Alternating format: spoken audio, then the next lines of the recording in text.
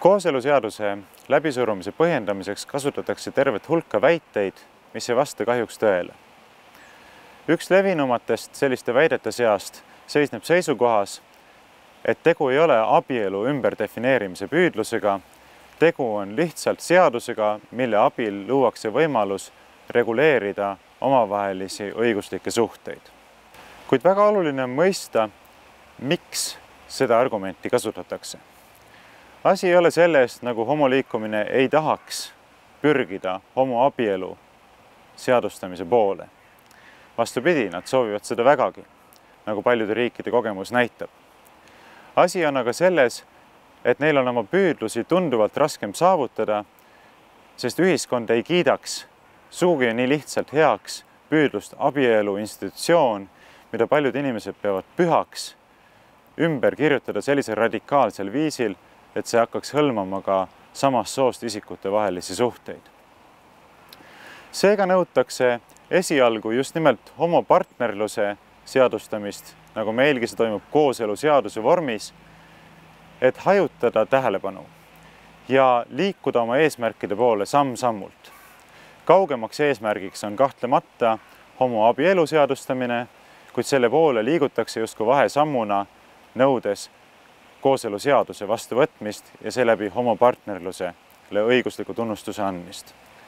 Veelgi olulisem on aga tõdeda, et nii homopartnerluse seadustamine kui ka homoabielu seadustamine lähtuvad ühest ja samast püüdlusest, milleks on kokkuvõttes ja lõppastmes ühiskondliku tunnustuse väljakauplemine homoseksuaalsetele suhetele ja õigusliku kinnituse saamine, et tegu on perekonnaga ja abieluga võrdväärsete suhetega. Seda on oma 2009. aasta analüüsis kinnitanud ka Justiitsministeerium ja ma tsiteerin. Esimese riigina võeti kooseluseadus 1989. aastal vastu Taanis, kus see teenis peamiselt poliitilist eesmärki. Ainus viis pakkuda samasoolistele isikutele täielikku sotsiaalset tunnustust oli pakkuda neile peaaegu samasugust õiguslikku raamistikku, nagu see oli ette nähtud erinevast soost isikutele. Seega kasutati seadusandlust instrumendina ühiskonna hoiakute muutmiseks. Seda, et kooseluseaduse vastuvõtmine on samm liikumaks ka abielu institutsiooni ümberdefineerimise poole, on kinnitanud oma kirjas parteide esindajatele justiitsministrina ka Kristen Michal. Ja ma tsiteerin uuesti. Võimalus registreerida kooselu vaid samasoolistel paaridel valiti näiteks Taanis 1989. aastal, nüüdseks on see asendatud võimalusega sõlmida sooneutraalne abielu. Rootsis tekkis samasoolistel võimalus registreerida oma kooselu 1995. aastal ja nüüdseks on seal võimalik sõlmida sooneutraalne abielu. Samasugune muster, kus kooseluseaduse vastuvõtmisele ehk siis homopartnerluse seadustamisele järgneb õige pea ka abielu institutsiooni radikaalne ümberdefineerimine, näeme me ka paljude teiste lääneriikide kogemusest. Lisaks juba nimetatud Taanile ja Rootsile võime vaadata veel mitmete riikide kohta käivat kronoloogiat. Belgias seadustati homopartnerlus 2000. aastal ja homoabielu 2003. aastal. Islandil seadustati homopartnerlus 1996. aastal, millele järgnes 2010. aastal homoabielu seadustamine.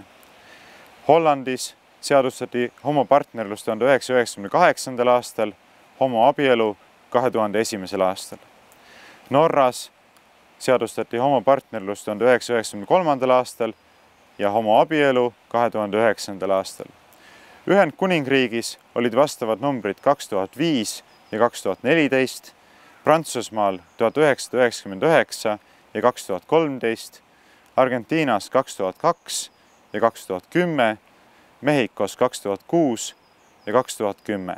Niisiis nähtub meile täiesti selgelt, et kooseluseadust surutakse läbi üksnes vaheastmena selleks, et liikuda ka abielu institutsiooni tähenduse põhjaliku ja radikaalse ümberdefineerimise poole. Seda meile praegu ei öelda ainult ühel põhjusel. Selle väljaütlemine põhjustaks rahvas palju enam vastumeelsust poliitikute plaanidele kooseluseaduse läbisurumisel, kui nad seda praegu kohtavad. Meie ülesanne on aga öelda välja tõde ja mitte leppida sellise manipuleerimisega.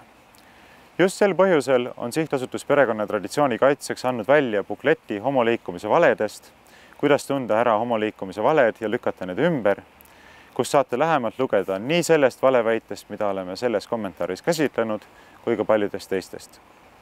Aitäh teile!